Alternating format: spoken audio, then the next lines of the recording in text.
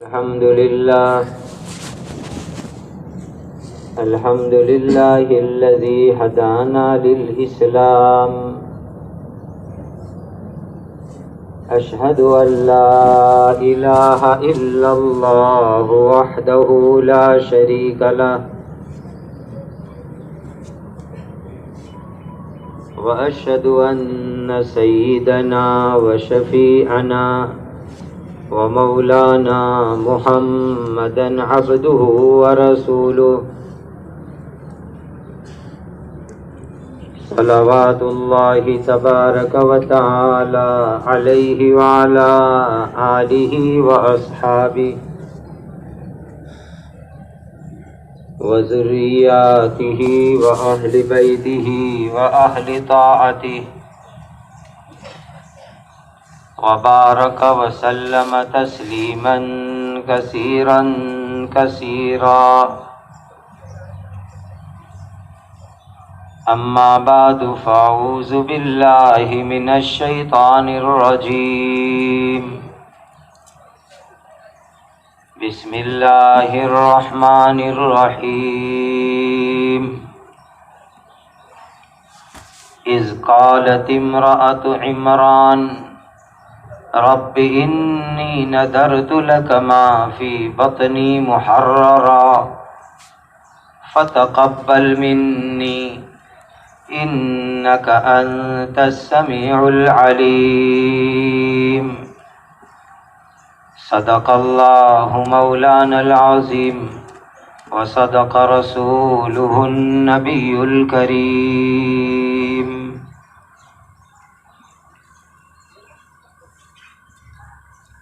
بہت بڑا خوشی کا موقع ہے. اتنے سارے حفاظ کرام دور حدیث شریف سے تکمیل کرنے والے خوش نصیب علماء کرام، تجوید قرات کی تکمیل کرنے والے قرائے کرام، ان کے اعزاز میں، اکرام میں امامہ اور سند پیش کی گئی، اور اس خوشی کے موقع پر فقیر کو بھی شامل کیا.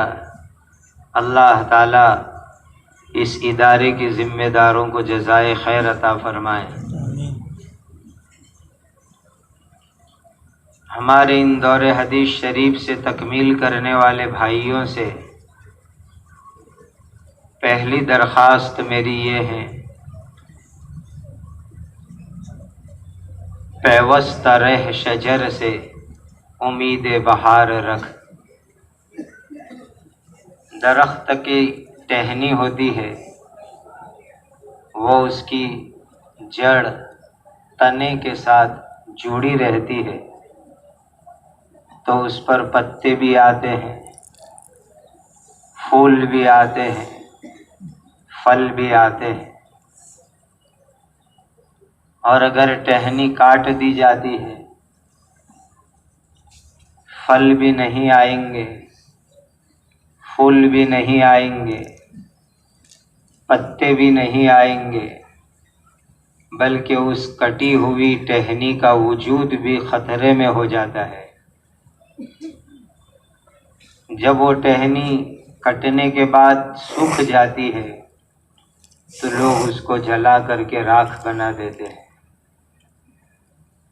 اور جب تک یہ ٹہنی شاخ تنے کے ساتھ، جڑوں کے ساتھ جڑی رہے گی، ہری بھری رہے گی، پتے پھل پھول آئیں گے. الوداع کہہ کر کے ظاہری بدن سے جا تو رہے ہو، لیکن آپ کا روحانی رشتہ، آپ کا تعلق اپنی مادر علمی سے، اپنے سرپرستوں اور اپنے اساتذہ کرام سے ہمیشہ باقی رہے تو انشاءاللہ آپ کا وجود جہاں بھی ہوگا ہرا بھرا رہے گا، اس پر اچھے عمل کے اور دین کی خدمت کے پھل لگیں گے، اشاعت دین کے خوشبودار پھول مہکیں گے، دنیا آپ کے علم و عمل کی خوشبوؤں سے معطر ہوگی، میٹھے پھلوں سے دنیا فائدہ مند ہوگی، لیکن یہ اسی وقت ہوگا جب آپ اپنے مدرسے سے، ان مشفق اساتذہ کرام سے، ان سرپرستوں سے جڑے ہوئے رہیں گے، اپنا تعلق مضبوط رکھیں گے، پیوست رہ شجر سے امید بہار رکھ۔ ہمیشہ ان کے مشورے سے کام کرتے رہنا۔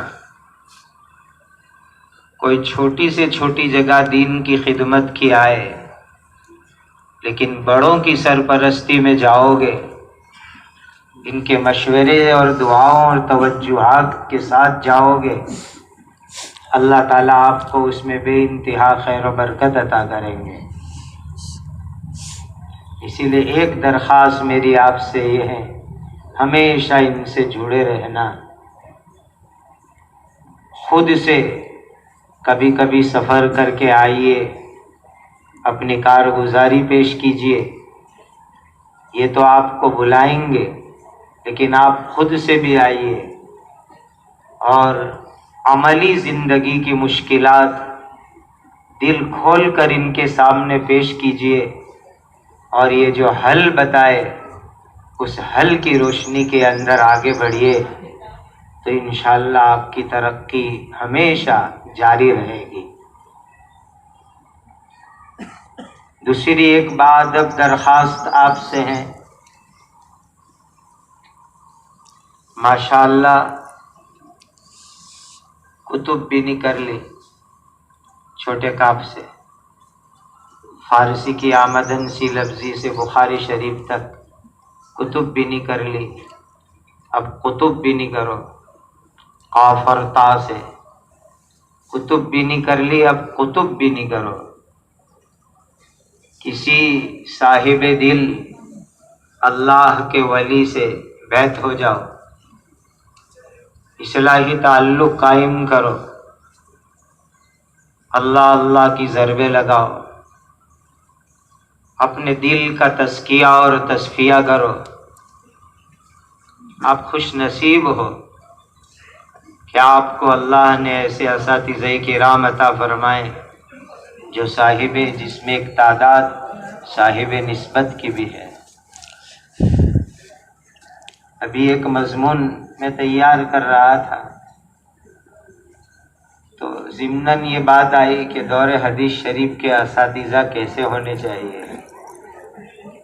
اسی وقت اللہ نے دل میں بات ڈالی کہ یوں لکھ دو کہ دورے پڑھانے والے اساتذہ صاحب نسبت ہونے چاہیے، یا کم از کم کسی صاحب نسبت بزرگ سے مسلسل اور گہرا تعلق رکھنے والے ہونے چاہیے۔ آپ خوش نصیب ہو، آپ کے اساتذہ میں ذمہ دار آپ کے ایسے حضرات موجود ہیں۔ استخارہ کیجیے، بیعت ہو جائیے، تزکیہ اور تصفیہ کیجیے۔ اسی کو شاعر نے بہت اچھے انداز میں کہا، قال را بگذار مرد حال شو، پیش مرد کامل پامال شو۔ قال تو بہت پڑھ لیا، قال الامام بخاری رحمہ اللہ، قال المرغنانی رحمہ اللہ، بہت قال پڑھ لیا، اللہ اس میں بہت ترقی دے آپ کو، لیکن اب مرد حال بننا ہے۔ قال را بگذار مرد حال شو، اب اللہ سے تعلق مضبوط کرنا۔ ابھی آپ ترانے میں پڑھ رہے تھے دیوبندی نسبت۔ دیوبندی نسبت کیا ہے؟ جن اکابرین کی طرف نسبت کو میں اور آپ اپنی سعادت سمجھتے ہیں، میں نے اپنے پیر و مرشد حضرت فقیہ الامت مفتی محمود حسن گنگوہی رحمۃ اللہ علیہ سے سنا، ہمارے طائفہ دیوبندیہ کے سر خیل قطب عالم حضرت مولانا رشید احمد گنگوہی رحمۃ اللہ علیہ کے متعلق ہم سب کی حدیث کی سند حضرت کے واسطے سے آگے چلتی ہے۔ کسی بڑے اللہ کے ولی نے خواب میں دیکھا کہ حضرت نبی کریم صلی اللہ علیہ وسلم نے ارشاد فرمایا، کل قیامت کے دن مولوی رشید احمد ایک بہت بڑی جماعت کو لے کر کے جنت میں جائیں گے، اللہ اس جماعت میں مجھے اور آپ کو بھی شامل فرمائے۔ یہ ہمارے اکابر ہیں، مولانا رشید احمد گنگوہی، حجت الاسلام مولانا محمد قاسم صاحب نانوتوی، جن سے دیوبندیت کی نسبت چلی۔ انہوں نے حدیث پڑھی، تفسیر پڑھی، فقہ پڑھا، علم میں اعلیٰ مقام حاصل کیا۔ حضرت فرماتے تھے کہ حضرت گنگوہی رحمۃ اللہ علیہ فقہ میں علامہ شامی سے کم درجہ نہیں رکھتے، اتنا اونچا مقام ہے حضرت گنگوہی رحمۃ اللہ علیہ کا۔ یہ ہمارے اکابر نے گہرا علم حاصل کیا، لیکن اس کے باوجود قطب عالم سید الطائفہ حضرت حاجی امداد اللہ صاحب مہاجر مکی رحمۃ اللہ علیہ سے بیعت ہوئے، بیعت ہو کر کے اللہ سے اپنا تعلق مضبوط کیا، معرفت اور محبت اللہ کی حاصل کی، جس کی برکت آپ آج دیکھ رہے ہیں کہ پورے عالم کے اندر ان حضرات کے علم کا چشمہ جاری ہے۔ پورے عالم کے 5 بر اعظم میں ان حضرات کا علمی فیض جاری ہے۔ بہت ادب سے آپ سے درخواست ہے، کتب بھی نہیں کر لی، اب قطب بھی نہیں کرو، کسی صاحب نسبت سے بیعت ہو کر تزکیہ کرو، اللہ سے تعلق قائم کرو، اللہ سے مضبوط رشتہ قائم کرو۔ تیسری درخواست آپ حضرات کی خدمت میں عرض کرنی ہے، عزائم لے کر اٹھو کہ زندگی کی آخری سانس تک دین کا کام کرنا ہے،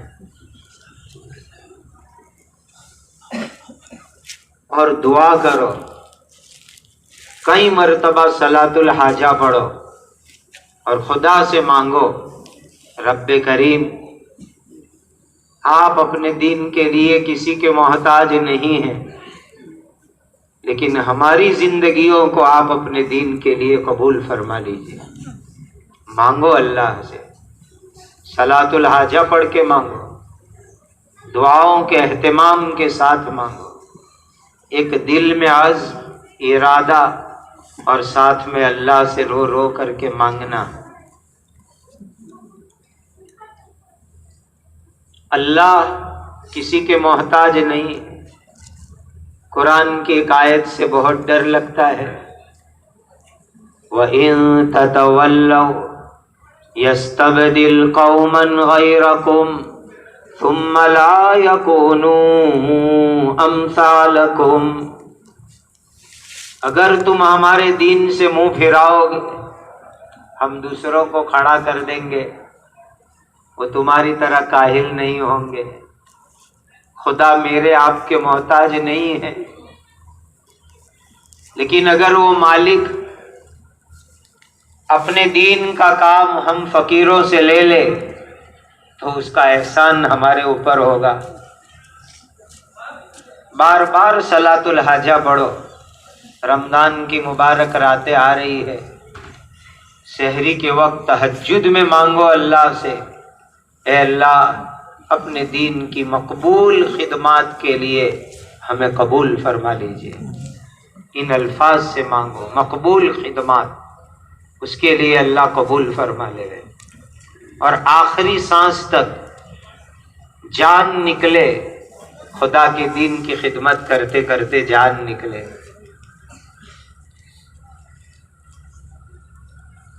ایک حدیث آپ نے پڑھی ہے، حضرت نبی کریم صلی اللہ علیہ وسلم نے خوشخبری دی تھی کہ تم لوگ قسطنطنیہ فتح کرو گے۔ اس زمانے میں دنیا کی سب سے بڑی عیسائی حکومت کا وہ مرکز تھا، قیصر روم کا وہ کیپٹل راجدھانی تھی قسطنطنیہ، جس کو فتح کرنے کا، جیتنے کا کوئی خیال نہیں کر سکتا تھا، لیکن اللہ کے آخری نبی حضرت محمد مصطفیٰ صلی اللہ علیہ وسلم نے اپنی امت کو بشارت دی تھی، تم ضرور قسطنطنیہ کو فتح کرو گے۔ صحابہ کے دور میں آخری ایام میں ایک جماعت قسطنطنیہ فتح کرنے کے لیے گئی۔ یزید ابن معاویہ اس لشکر کے امیر تھے۔ اس لشکر میں ایک 80 سال کا بوڑھا مدینہ سے تیار ہوتا ہے کہ میں بھی چلوں گا۔ بڑھاپا ہے 80 سال کا، اور قسطنطنیہ یعنی آج کا استنبول ترکی، مدینۃ المنورہ سے تقریباً ہوائی جہاز میں 4.5 گھنٹے ہوتے ہیں۔ اتنا لمبا چوڑا سفر، 4000 کلومیٹر سے بھی کچھ زیادہ۔ 80 سال کا بوڑھا تیار ہوا، میں بھی چلوں گا، چونکہ نبی جی نے اس لشکر کے لیے نعم الجیش، بہترین لشکر کی خوشخبری دی ہے۔ وہ بوڑھے میاں شامل ہو گئے۔ بڑھاپا بھی رکاوٹ نہیں بنا، طویل سفر کر کے قسطنطنیہ پہنچے، بیمار ہو گئے۔ وہ بوڑھے کون تھے؟ میزبان رسول سیدنا حضرت ابو ایوب انصاری رضی اللہ تعالیٰ عنہ قسطنطنیہ پہنچے، عیسائیوں کے قلعے کے قریب بیمار ہو گئے، آخری حالت ہو گئی۔ لشکر کا امیر یزید ابن معاویہ خدمت میں حاضر ہوا، بہت ادب سے کہا، اے میزبان رسول، میں آپ کی کیا خدمت کر سکتا ہوں؟ آپ بیمار ہیں۔ حضرت ابو ایوب نے جو جواب دیا وہ میں آپ کو اس مجلس کے حوالے سے ہدیہ دینا چاہتا ہوں۔ حضرت ابو ایوب انصاری نے جواب دیا، 80 سال کے بوڑھے بیمار کی کیا خدمت کرو گے؟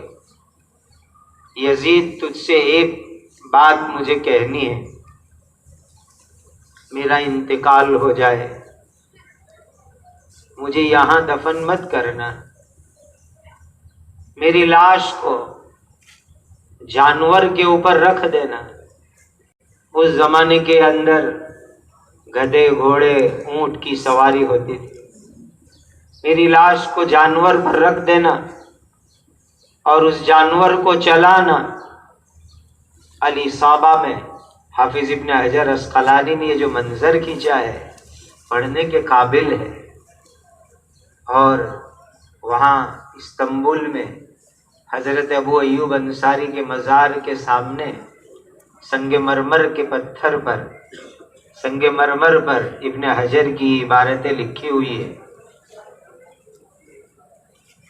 کہا، یزید، میری لاش کو یہاں دفن مت کرنا، کسی جانور کے اوپر رکھ دینا اور اس جانور کو چلانا، دشمن کی سرزمین میں جتنا اندر لے جا سکو اتنا لے جانا، اور دشمن کی سرزمین میں لے جا کر کے مجھے دفن کرنا۔ اہل سیر نے اس کی توجیہ نکالی۔ حضرت ابو ایوب انصاری یہ نصیحت اور وصیت کر رہے تھے کہ محشر میں اللہ کو کہہ سکوں، اے اللہ، زندگی بھر میرا بدن تیرے دین کے لیے چلتا رہا اور موت کے بعد میری لاش تیرے دین کے لیے چلتی رہی، میں اپنے مالک کو محشر میں کہہ سکوں؟ کیا جذبات تھے ان لوگوں کے کہ جیے تو اللہ کے دین کے لیے، اللہ کے دین کی اشاعت کے لیے، اور موت آئے تو اللہ کے دین کے خاطر ہماری موت آوے۔ کیسے جذبات تھے ان لوگوں کے۔ اولئک آبائی فجینی بمثلہم۔ یزید نے حضرت ابو ایوب انصاری کی آرزو پوری کی، انتقال ہوا تو ایک گھوڑے کے اوپر حضرت ابو ایوب انصاری کی لاش رکھی اور دشمن کی سرزمین کے اوپر اس جانور کو چلایا، اور کافی اندر جہاں استنبول کے عیسائیوں کا قلعہ تھا اس کی دیوار کے بنیادوں کے قریب لے جا کر کے حضرت ابو ایوب انصاری کو دفن کیا۔ آج تک وہ وہاں سوئے ہوئے ہیں، حرام فرما رہے ہیں۔ اللہ کرے یہ پاکیزہ جذبات میری اور آپ کی زندگی کے ہو جائے، جیئیں گے اللہ کے دین کے لیے اور مریں گے اللہ کے دین کا کام کرتے کرتے۔ یہ جذبات لے کر کے جاؤ۔ میں نے اپنے حضرت مفتی محمود صاحب رحمۃ اللہ علیہ سے سنا، حضرت کی سوانح میں بھی لکھا ہوا ہے، ان کے والد حضرت مولانا حامد حسن صاحب رحمۃ اللہ علیہ، یو پی میں ایک نہٹور ضلع ہے، نہٹور ایک بستی ہے۔ جب انہوں نے دور حدیث شریف کی تکمیل کی، استاد محترم حضرت شیخ الہند مولانا محمود حسن دیوبندی رحمۃ اللہ علیہ کو کہا، حضرت اب تو کہا مولوی حامد حسن نہٹور چلے جائیے، چھوٹی سی بستی، جا کر دین کا کام کیجیے، لوگوں کو نماز پڑھائیے، مکتب پڑھائیے، دین سکھائیے۔ چلے گئے۔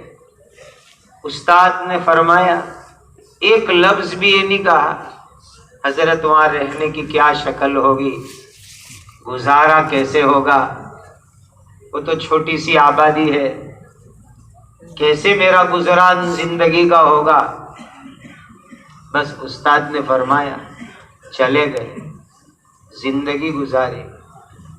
ہمارے حضرت فرماتے تھے کہ بڑھاپا آ گیا والد کو، اور حضرت دارالعلوم دیوبند کے مفتی اعظم بن گئے، بلکہ ہندوستان کے عالم اسلام کے فقہ حنفی کے مفتی اعظم بن گئے۔ تو کہا میں نے 12 خط لکھا والد صاحب کو کہ اب آپ بوڑھے ہو چکے ہیں، زندگی کے آخری ایام آ کر گھر پہ آرام کیجیے۔ تو جواب نہیں دیتے تھے، ٹالتے رہتے تھے۔ پھر میں ملنے جاتا اور اصرار کرتے کہ آ جائیے ابا جی، تو ٹالنے کے لیے فرماتے یہاں بستی میں کچھ قرض ہے میرے ذمے، اس کو چھوڑ کر کے میں کیسے جاؤں؟ کوئی قرض نہیں، سچائی کے لیے جہاں وہ چائے پیتے تھے وہاں قرض باقی رکھا تھا، چائے کا قرض کیا ہوتا ہے؟ حضرت فرماتے تھے کہ ایک مرتبہ میں جمعہ کو دیوبند سے ملنے گیا نہٹور، تو ایک بڑی رقم ساتھ لے کے گیا کہ آج تو والد صاحب کا سارا قرض چکاؤں گا اور لے کے آؤں گا۔ جب میں نے جا کر کے بہت اصرار کیا کہ اچھا بتائیے کس کا قرض ہے، آج میں سب کا چکاؤں گا۔ اب آپ بوڑھے ہو گئے، ضعیف ہو گئے، چلیے واپس گھر آ کے آرام کیجیے، زندگی کے آخری ایام ہم کو بھی آپ کی خدمت کا موقع ملے۔ جب میں نے بہت اصرار کیا تو والد کی آنکھ میں آنسو آ گئے، اور اس دن انہوں نے درد سے بات کہی، بیٹے محمود حسن تمہارے اصرار کے اوپر اگر میں نہٹور چھوڑ کے چلا گیا تو کل محشر میں میرے استاد حضرت شیخ الہند رحمۃ اللہ علیہ اگر پوچھ لے گئے کہ حامد حسن میں نے تو تم کو نہٹور میں چھوڑا تھا، اپنے بیٹے کے کہنے کی وجہ سے تم نہٹور چھوڑ کے گنگو چلے گئے، تو میں اپنے استاد کو کیا جواب دوں گا؟ حضرت فرماتے تھے کہ والد کی زبان سے یہ جملہ سنا، اس کے بعد میں نے اصرار کرنا بند کر دیا کہ اب کبھی نہیں کہوں گا۔ بس جنازہ اٹھا وہاں سے اور وہیں کے ہو کر کے رہ گئے۔ یہ تھے اپنے اساتذہ کرام کے اشاروں پر چلنے والے، تب جا کر کے علمی فیض جاری ہوتا ہے اور اللہ ان سے علم کے چشمے جاری کرتے ہیں۔ اسی لیے عزائم کرو، دعائیں کرو کہ ان بزرگوں کی سرپرستی میں جا کر کے دین کا کام کریں گے اور جو ہے زندگی کی آخری سانس تک دین کے کام میں اپنے آپ کو لگائیں گے۔ کیا چیز ہے دنیا، کیا چیز ہے دنیا؟ جو خدا کے باغی ہے، جو خدا کے دین کے دشمن ہیں، خدا ان کو بھوکا نہیں رکھتا۔ پیارو، ہم خدا کا قرآن پڑھائے اور خدا ہمیں بھوکا رکھے، یہ کبھی نہیں ہو سکتا، کبھی نہیں ہو سکتا۔ جاؤ، دنیا کی تمام ہرس مت رکھو، ہمیشہ یہ سوچنا ردینا قسمت الجبار فینا لنا علم وللجہال مال، ردینا قسمت الجبار فینا لنا علم وللجہال مال، فإن المال يفني عن قریب وإن العلم باق لا يزال۔ مالک جو دیوے روکی سوکھی کھا کے زندگی گزاریں گے۔ مولانا فرما رہے تھے اپنے ہاتھ سے پکانا پڑے تو پکانا، جاؤ خدا کے دین کا کام کرو۔ اگر یہ حضرات قربانی نہیں دیتے تو اتنا بڑا دارالعلوم تھوڑا ہی بن جاتا۔ کیسے ادارے بنتے ہیں، کن قربانیوں سے بنتے ہیں؟ کوئی ان سے تاریخ پوچھے تو صحیح۔ صبح ہم چائے پی رہے تھے، مولانا فرمانے لگے ہمارے ان اساتذہ کرام نے چھوٹے چھوٹے کمروں میں اپنی فیملیوں کے ساتھ زندگی گزاری، تو کئی سالوں کے بعد اللہ نے ان کو یہ کوارٹر عطا فرمایا۔ ایسے تھوڑی بہار آتی ہے، ہنا رنگ لاتی ہے، مہندی میں رنگ آتا ہے گھسائی اور رگڑائی کے بعد۔ دنیا کی طرف توجہ مت کرو۔ میرے حضرت مفتی محمود صاحب رحمۃ اللہ علیہ جب اپنے متعلقین کو کہیں بھیجتے تھے تو ایک بات ضرور فرماتے تھے، پیارو جاؤ دین کا کام کرو، جہاں کہیں بھی جاؤ۔ حضرت کی یہ نصیحت ہم نے عمل کیا، بہت فائدہ ہوا۔ میں نہیں بتا سکتا کتنا فائدہ ہوا، میں آپ کو بتاتا ہوں۔ کہیں بھی جاؤ، کبھی مت سوال کرنا ہماری تنخواہ کتنی ہوگی، کبھی مت پوچھنا کیا ہمیں تنخواہ ملے گی، یہ سوال مت کرنا۔ کسی جگہ اللہ کے دین کے کام کا موقع مل جائے تو سعادت سمجھ کر کے اپنے آپ کو دین کے کام میں لگا دینا۔ مہینہ 2 مہینہ ہونے پر بستی والے ادارے والے جو دیوے، اس کو اللہ کی طرف سے عطیہ سمجھ کے لے لینا، اس میں اللہ تمہیں برکت عطا فرمائیں گے۔ حضرت کی یہ نصیحت ہوتی، کبھی تنخواہ کے بارے میں مت پوچھنا، ہمیں کیا تنخواہ ملے گی، کیا پگار ملے گا، کبھی سوال مت کرنا۔ جاؤ دین کا کام کرو، سعادت سمجھ کر کے کرو، خدا کبھی بھوکا نہیں رکھیں گے، خدا نوازیں گے۔ اللہ زندگی کے سفر میں قدم قدم آپ کی مدد فرمائے، نصرت فرمائے، اور اللہ زندگی کی آخری سانس تک آپ کو اور مجھے اپنے دین کے لیے قبول فرما لے، اور اللہ ہمارے کاموں کو اپنی رضا اور خوشنودی کا ذریعہ بنا دے۔ مسلمان بھائیوں، ایمان والی دینی بہنوں، چونکہ والی بھی موجود ہے، مائیں بھی موجود ہیں، میں نے ان کی نسبت سے آیت تلاوت کی۔ اذ قالت امرأة عمران رب انی نذرت لك ما فی بطنی محررا فتقبل منی انک انت السمیع العلیم۔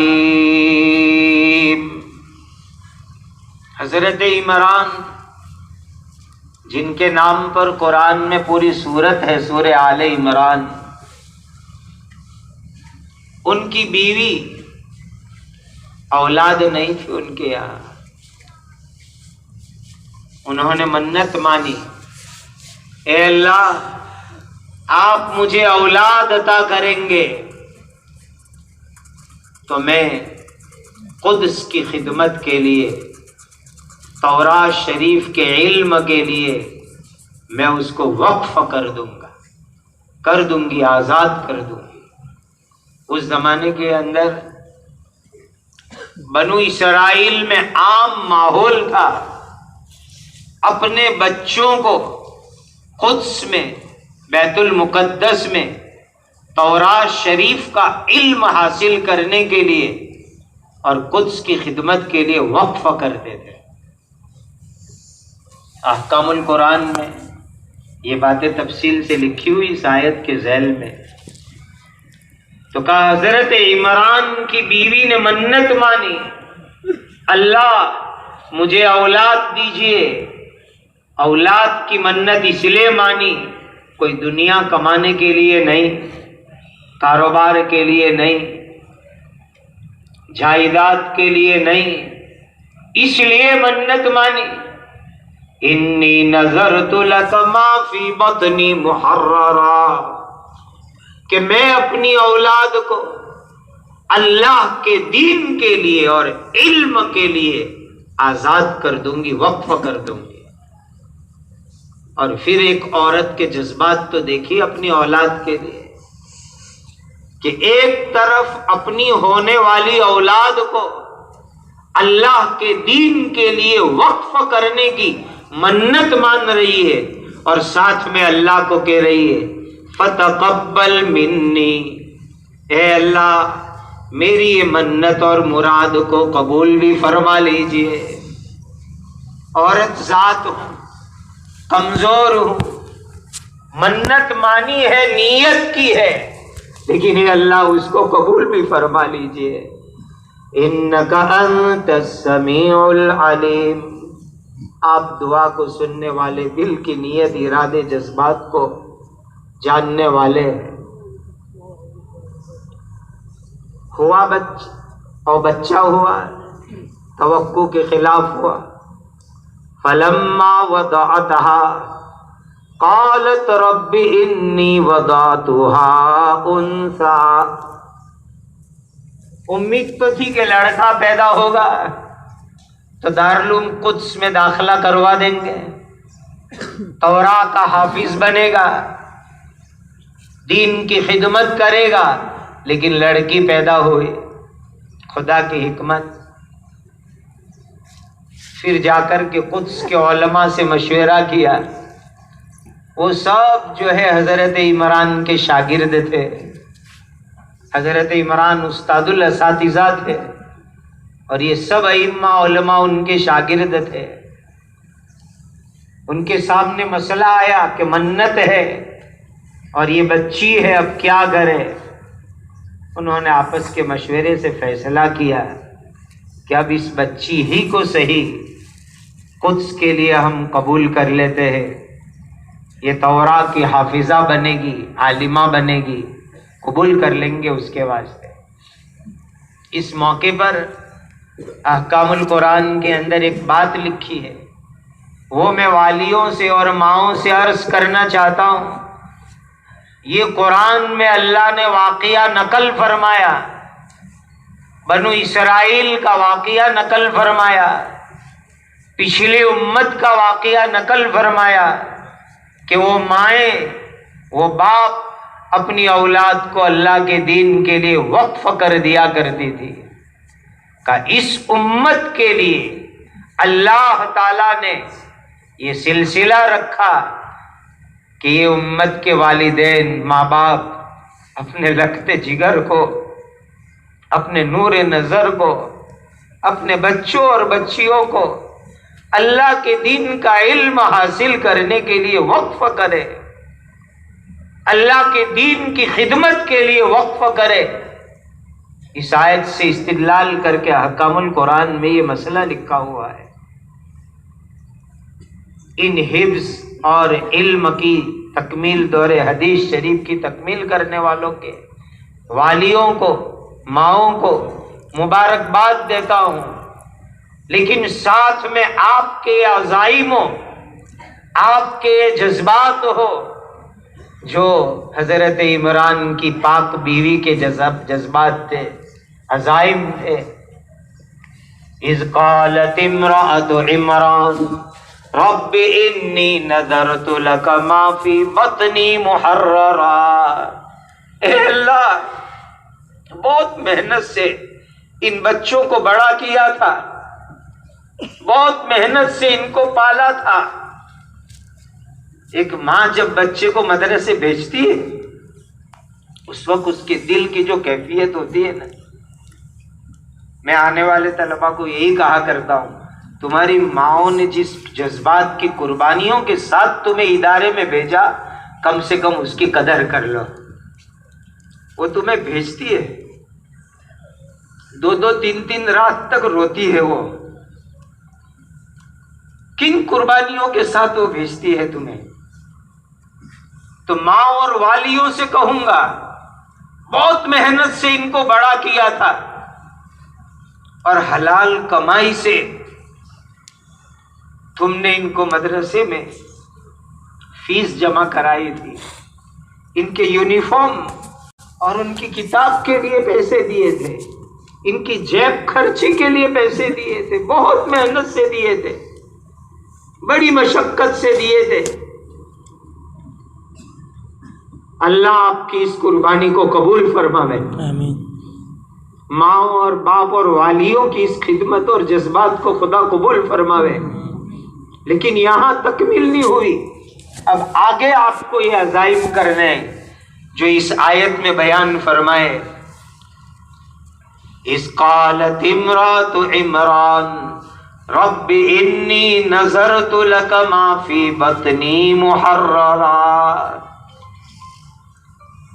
آپ ان کے اساتذہ کو، آپ ان کے ذمہ داروں کو آج کہہ کے جائیے، اور بیٹے کو بھی یہاں سے لے کر گھر تک راستے میں نصیحت کرتے چلیے، بیٹا بہت محنت سے بڑا کیا تھا، تیری طلب علمی کا ایک دور مکمل ہوا، لیکن بیٹا اب میری آرزو ہے تو قرآن کی خدمت کر، دین کی خدمت کر، اللہ کے دین کے کلمے کو بلند کر، قرآن کی اشاعت کر، دین اور سنت کو زندہ کر، تو میری آخرت ہے، تو میرے لیے صدقہ جاریہ ہے۔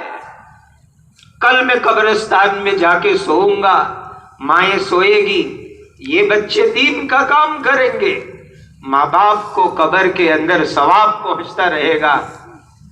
سارے والی، مائیں بہنیں یہ اپنے دل میں عزائم ارادے کرے اور ان کو کہیے، اور ان کے استادوں کو بھی کہیے، ہم نے ان کو وقف کیا ہے اللہ کے دین کے واسطے، یہ وقف ہے، ان کو لگائیے جہاں لگانا ہو، یہ دین کا کام کرے گا اور آخری سانس تک کام کرے گا۔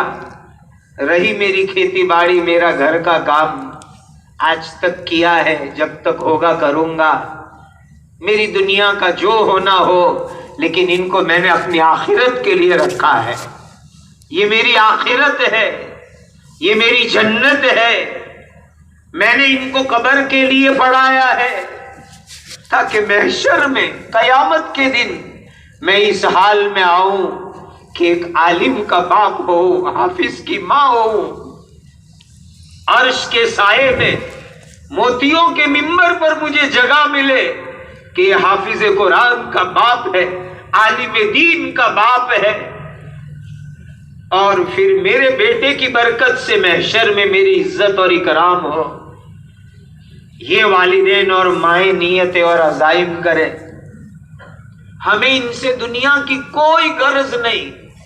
بیٹا اللہ نے آج تک ہمیں کھلایا ہے، آگے بھی کھلائے گا، وہ ہمیں بھوکا نہیں رکھے گا، لیکن بیٹا میں دیکھنا چاہتا ہوں تو جا کے دین کا کام کرے۔ اذ قالت امرأة عمران رب انی نذرت لک ما فی بطنی محررا فتقبل منی انک انت السمیع العلیم۔ اللہ ہر ایک ماں باپ کو وہ خوشی دلوائے کہ یہ بچے دین کا کام کرے اور دین کو سربلند کرے، اور آخرت کے اندر قیامت کے دن آپ کی عزت ہو ان بچوں کی برکت سے۔ اللہ والیوں کو اور ماؤں کو ایسے پاکیزہ جذبات عطا فرمائے۔ میرے مسلمان دینی بھائیوں،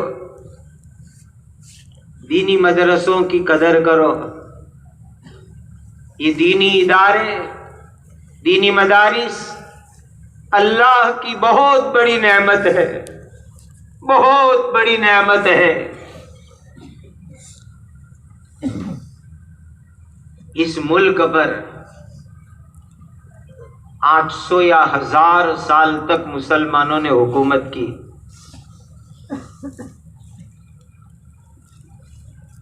قطب مینار بنایا، تاج محل بنایا، لال قلعہ بنایا، جھومتے مینارے بنائے۔ 1000 سال اس ملک پر مسلمانوں نے حکومت چلائی، لیکن ہماری ہی کچھ غلطیوں کی وجہ سے یہ جب حکومت ہمارے ہاتھ سے چلی گئی، انگریز اس ملک پر قابض ہوئے، اور 1857 عیسوی میں جب اس ملک پر انگریزوں نے مکمل قبضہ کر لیا، لال قلعے کے اوپر سے ملک کے جھنڈے کو اتار کر کے انگریزوں کا جھنڈا یونین جیک لہرا دیا گیا، اور 1857 کے موقع پر انگریزوں نے 55,000 علماء کرام کو شہید کیا، 5 لاکھ کے قریب مسلمانوں کو شہید کیا، اس لیے کہ انگریزوں نے حکومت مسلمانوں سے چھینی تھی۔ انگریزوں کا مقابلہ کرنے والے علماء تھے، مسلمان تھے، اور یہ چیز ایک برہمن اتہاس لکھنے والے نے لکھی ہے، پنڈت میوارام گپتا نے یہ بات لکھی ہے۔ 1857 میں جب انگریزوں نے ملک پر قبضہ کیا، 55,000 علماء کو پھانسی پر لٹکایا، 5 لاکھ کے قریب مسلمانوں کو شہید کیا، اور انگریز 2 عزائم لے کر آئے تھے۔ ایک عزم تھا ملک کو لوٹنا، یہاں کی جائیداد، سونا چاندی خزانوں کو لوٹنا، اور دوسرا ان کا ناپاک اور گندا مقصد تھا اس ملک کو عیسائی ملک بنانا۔ وہ اس ملک کو عیسائی ملک بنانا چاہتے تھے، اور اسی ناپاک مقصد کے لیے انگریز جہاں اپنا لشکر لائے، ملٹری لائے، آرمی لائے، وہاں ساتھ ساتھ میں پادریوں کی جماعتیں لائے، پادریوں کی فوج لائے، اور عیسائی پادریوں نے آ کر ہندوؤں میں بھی عیسائیت کا پرچار کیا، مسلمانوں میں عیسائیت کی تبلیغ کی، سکھوں میں بھی عیسائیت کی تبلیغ کی، اور ان کا ناپاک مقصد تھا کہ اس ملک کو عیسائی اسٹیٹ بنانا چاہتے تھے، کرسچن ملک بنانا چاہتے تھے۔ یہ ان کی لکھی ہوئی باتیں میں نقل کر رہا ہوں۔ اور بڑے زور و شور سے جا بجا ملک میں انہوں نے چرچ بنائے، اور عیسائی پادریوں کی جماعتوں نے آ کر عیسائیت کی تبلیغ کی۔ ایک بہت بڑا پادری جس کی زبان، جس کی رائٹنگ، لکھنا بہت اونچا تھا، پادری فنڈر، اس کو بھی بھیجا باقاعدہ جماعت کے ساتھ، جرمنی سے آیا، اس کو لایا گیا، اور پورے ملک میں اس نے مناظروں کے چیلنج کیے، ہے کوئی مسلمان مولوی جو مجھ سے اسلام حق ہے یا عیسائیت حق ہے، آ کر مناظرہ کرے، اور عیسائیت کی ہوا چلائی، اور خطرہ یہ تھا کہ ان لوگوں کا مقصد ناپاک پورا ہو جائے اور ملک کے ہندو، مسلم، سکھ سب کے سب عیسائی بن جائے، اور یہ ملک عیسائی اسٹیٹ بن جائے، اس کا خطرہ آ کر کے کھڑا ہوا۔ اس لیے کہ 55,000 علماء کو شہید کیا گیا،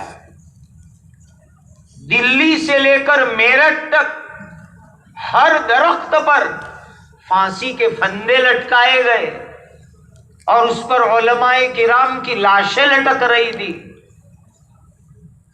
اور ایک انگریز لیڈی خود لکھتی ہے،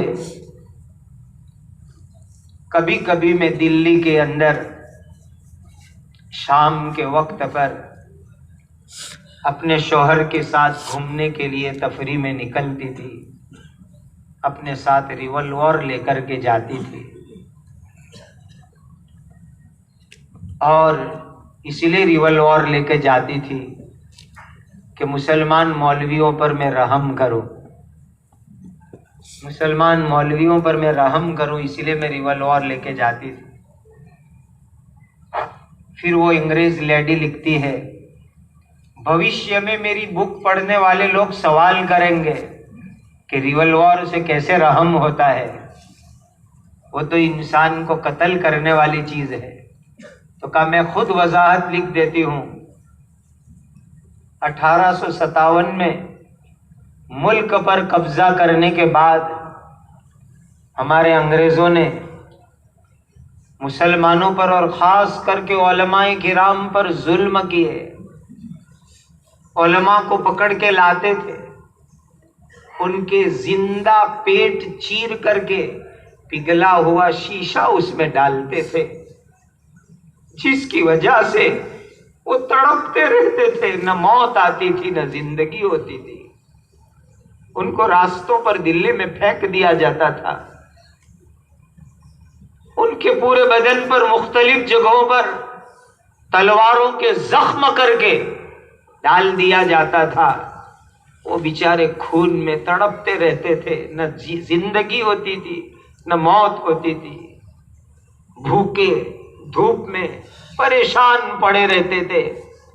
تو کہا میں اسی لیے ریوالور لے کر جاتی تھی تاکہ ان کو گولی مار دوں، تاکہ کم از کم زندگی کی تکلیف سے یہ نجات پا جائے اور موت سے ان کو راحت مل جائے، اسی لیے میں گولی مار کر ان کو راحت پہنچاتی تھی۔ 55,000 علماء شہید کیے گئے، 5 لاکھ کے قریب مسلمانوں کا قتل عام ہوا، اور عیسائیت کی تبلیغ اتنی زور و شور سے چلی کہ خطرہ یہ تھا کہ ملک عیسائی ملک بنا دیا جائے۔ ارتداد کی آندیاں چلی، ارتداد کی زہریلی ہوائیں چلی۔ جو بچے کچے درویش فقیر لوگ تھے، جو بچے کچھ اللہ کے ولی لوگ موجود تھے بالکل فکروں میں، بے چین، کڑن میں، درد میں، راتوں کو نیند نہیں آتی، کھانے کا لقمہ نہیں اترتا کہ اس ملک میں اسلام کو کیسے بچائے، ایمان کو کیسے بچائے، دین کو کیسے بچائے۔ ایک چھوٹی سی جماعت بڑی فکروں میں، جن کی راتوں کی نیند اڑی ہوئی تھی، اور اس جماعت کے کچھ لوگ مکہ المکرمہ میں اور بڑی جماعت یہاں بھارت میں فکروں میں ہیں، رو رہے اللہ کے سامنے، مسلسل رو رہے، اے اللہ اس ملک میں اسلام کا کیا ہوگا، ایمان کا کیا ہوگا، دین کا کیا ہوگا۔ مسلسل آنسو، ان کی فکریں، ان کے کڑہن اور درد نے رنگ دکھایا۔ اس چھوٹی سی جماعت، کم من فئۃ قلیلۃ غلبت فئۃ کثیرۃ بإذن اللہ، ایک چھوٹی سی جماعت، سید الطائفہ حضرت حاجی امداد اللہ صاحب مہاجر مکی رحمت اللہ علیہ، اس زمانے میں کسی نے جا کر حضرت کو مکہ میں کہا، حضرت دیوبند میں چھوٹا سا مدرسہ قائم کیا ہے، دعا کیجئے۔ حضرت نے ٹھنڈی آہ بھری اور فرمایا، یوں کہہ رہے ہو مدرسہ ہم نے قائم کیا ہے، دعا کرو۔ حرم کی سرزمین پر امداد اللہ نے 6 مہینے سے رات رات خدا کے سامنے سجدے میں آنسو بہائے ہیں۔ حرم کی سرزمین پر مسلسل 6 مہینے سے پوری رات امداد اللہ نے آنسو بہائے ہیں، تب جا کر کے وہ دیوبند کا مدرسہ قائم ہوا ہے۔ 10 سال کی فکریں اور کڑہن کے بعد اللہ کی طرف سے الہام ہوا، اور یہی ہماری آنکھ کے تارے، سر کا تاج، اللہ قیامت کے دن ان کی جماعت میں ہم فقیروں کو شامل کر لے رہے ہیں۔ حضرت حاجی امداد اللہ صاحب، حضرت مولانا رشید احمد گنگوہی، حضرت مولانا قاسم صاحب نانوتوی، حضرت صوفی عابد میاں صاحب، یہ سب ہمارے اکابر، ہمارے سر کے تاج، ان کی فکروں سے، ان کی کڑہن سے، ان کے درد سے، ان کے اللہ کے سامنے مسلسل رونے کی برکت سے الہام ہوا کہ اس ملک میں اگر ایمان کو بچانا ہے، اسلام کو بچانا ہے، دین کو بچانا ہے، ایک مدرسہ قائم کیجئے۔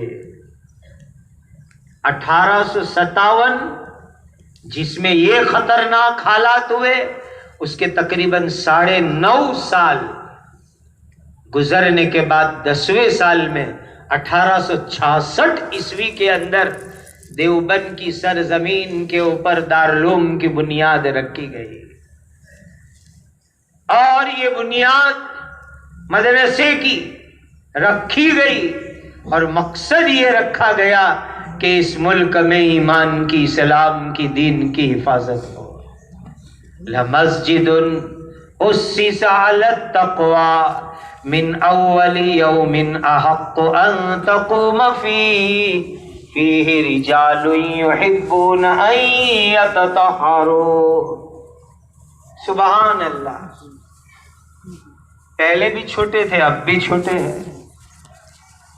جب ہم چھوٹے عربی دوم سوم پڑھتے تھے تو دیوبند جانے کا سلسلہ شروع ہوا رمضان میں، اعتکاف میں۔ اس لیے سنا رہا ہوں کہ اللہ کرے آپ میں بھی یہ جذبات آ جائے۔ ہمارے حضرت رحمت اللہ علیہ کی خانقاہ دیوبند میں دارالعلوم کی چھتہ مسجد میں ہوتی تھی، تو کہا رمضان کی چھٹی ہوئی، اب طلبہ کیا کریں کہ چلو اللہ والوں کی صحبت میں خانقاہ میں جا کر رمضان گزاریں گے۔ تو رجب کے مہینے سے جہاں امتحان کی تیاری ہوتی تھی، وہاں ساتھ میں ریزرویشن کی تیاری بھی ہوتی تھی کہ رمضان دیوبند جا کے حضرت کی خدمت میں گزاریں گے۔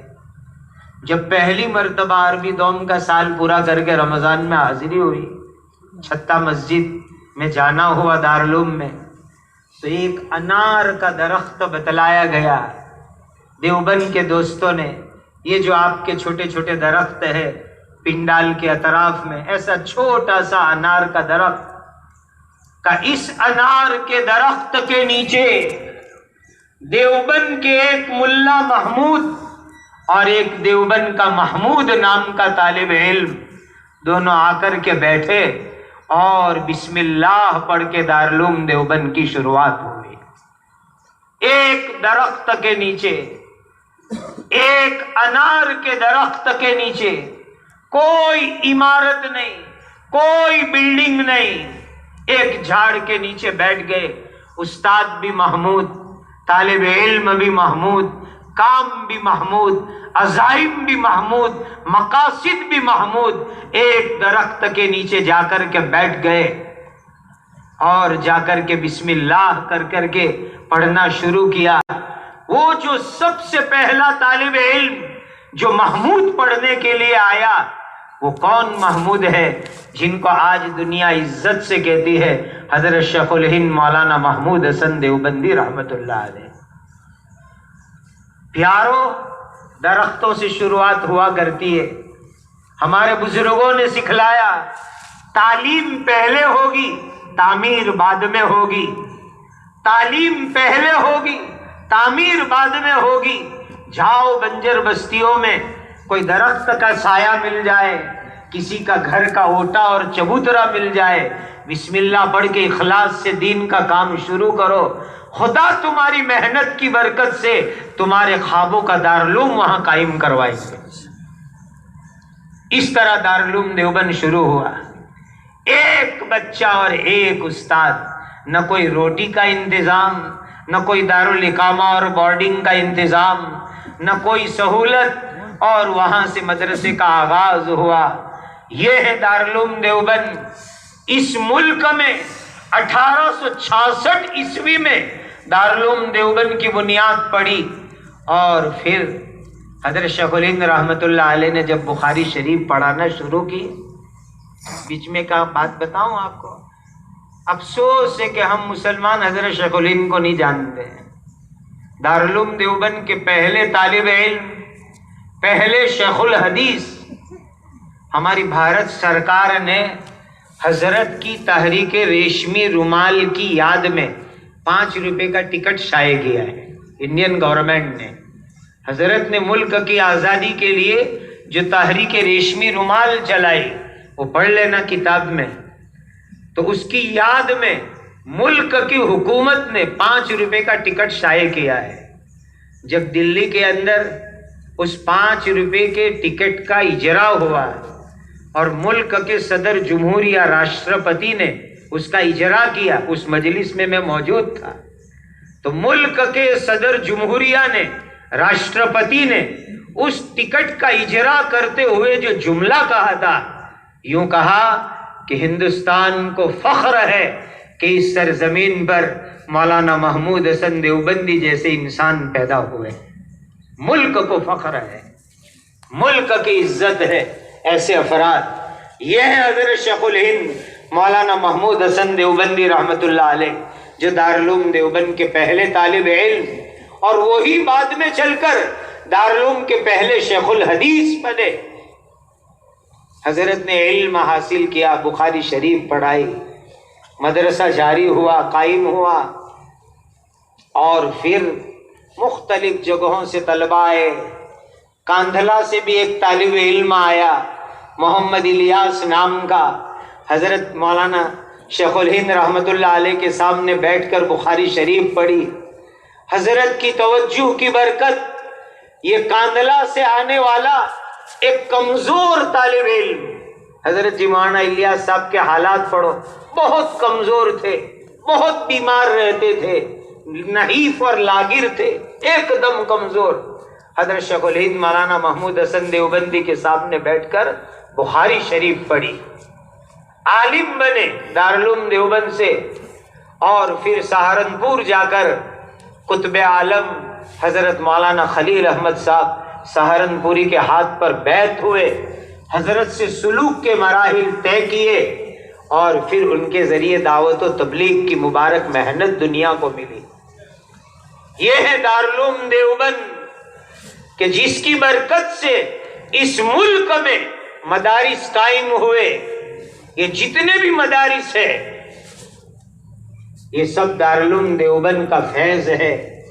دعوت و تبلیغ کی محنت ملی، مکاتب قرآنیہ ملے، علامہ کشمیری جیسے محدث ملے، حضرت تھانوی جیسے مجدد ملت ملے، شیخ الاسلام مولانا سید حسین احمد مدنی جیسے مجاہد قوم ملے۔ یہ سارا دارالعلوم دیوبند کا فیض ہے۔ حقیقت بات یہ ہے کہ اس ملک میں دارالعلوم دیوبند قائم ہوا، اللہ نے اسلام کی حفاظت کے فیصلے فرمائے۔ میرے مسلمان بھائیوں، ان مدرسوں کو معمولی مت سمجھو۔ اور ایک بات میں ساتھ میں آج کے حالات کے لحاظ سے بتلا دو، دارالعلوم کی تاریخ میں لکھا ہے کہ ان ہمارے بزرگوں نے جب دارالعلوم دیوبند قائم کیا تو ان کا ایک عظیم مقصد یہ تھا کہ ایمان اسلام کی حفاظت۔ کان کھول کے سن لیں، صاف صاف سن لیں، جو لوگ آج مدرسوں کے اوپر مشکوک نظریں رکھتے ہیں، سن لیں وہ کان کھول کر کے کہ دارالعلوم دیوبند کو قائم کرنے کا دوسرا مقصد تھا۔ تاریخ میں لکھا ہوا ہے کہ ملک کو انگریزوں سے آزاد کرانے کے لیے، دیش کی آزادی کے لیے مجاہدین کو پیدا کرنا یہ دارالعلوم کا دوسرا مقصد تھا۔ دارالعلوم سے پڑھنے والوں نے، دارالعلوم دیوبند کے علماء نے ملک کی آزادی کے لیے قربانیاں دی اور ملک کو آزاد کرایا۔ ان کی عظیم قربانیوں کی برکت سے یہ ملک کو آزادی ملی ہے۔ یہ اداروں نے ملک کو آزادی دلوائی اور ملک کو انگریزوں کے پنجے سے آزاد کرایا۔ دینی بھائیوں، ان دینی اداروں کی قدر کرو، دینی اداروں سے محبت کرو، دینی اداروں کو خوب مدد کرو، اپنے بچوں کو مدرسوں میں بھیجو، اپنی حلال کمائی مدرسوں کو دو۔ اللہ سبحانہ و تعالی ان اداروں کو صبح قیامت تک سلامت رکھے، ان کے فیوز کو جاری ساری رکھے، ان کے برکات کو باقی رکھے، اور اللہ سبحانہ و تعالی ان کے فیوز کے چشمے کو باقی رکھے۔ دوستو، یہ مدارس نہیں ہوں گے تو کیا ہو سکتا ہے؟ اللہ کبھی یہ برا دن ہمارے ملک کو نہ دکھاوے، صبح قیامت تک یہ دینی ادارے باقی رہے۔ ایک ہی بات میں آپ کو عرض کر دوں، علامہ اقبال کسی زمانے میں مدرسے اور مولویوں کے بڑے مخالف تھے۔ اپنی شاعریوں میں کہا کرتے تھے، امامت کیا ہے، منصب امامت کیا ہے، اسے کیا جانے دو رکعت کے ملا، طنز کیا کرتے تھے۔ خدا نے ان کو سفر کا موقع عطا فرمایا، بخارا سمرقند گئے، اسپین گئے، اقبالیات چھپی ہوئی ہے، اس میں پڑھ لو۔ سفر کر کے آئے اور آ کر کے لکھنا شروع کیا، ان مولویوں کو مکتب میں الف با تا پڑھانے دو، ان مولویوں کو مدرسے میں قرآن حدیث فقہ مسئلے مسائل پڑھانے دو۔ اگر یہ نہیں پڑھائیں گے تو کیا ہوگا؟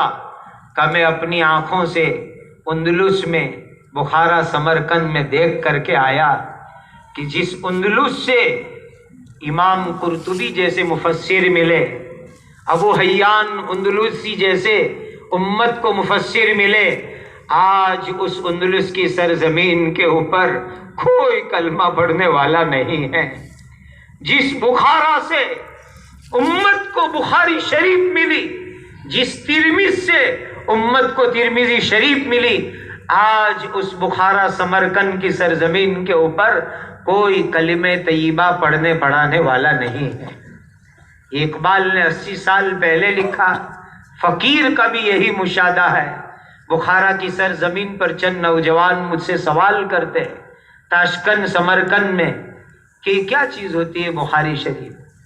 میری آنکھ میں آنسو آ گئے۔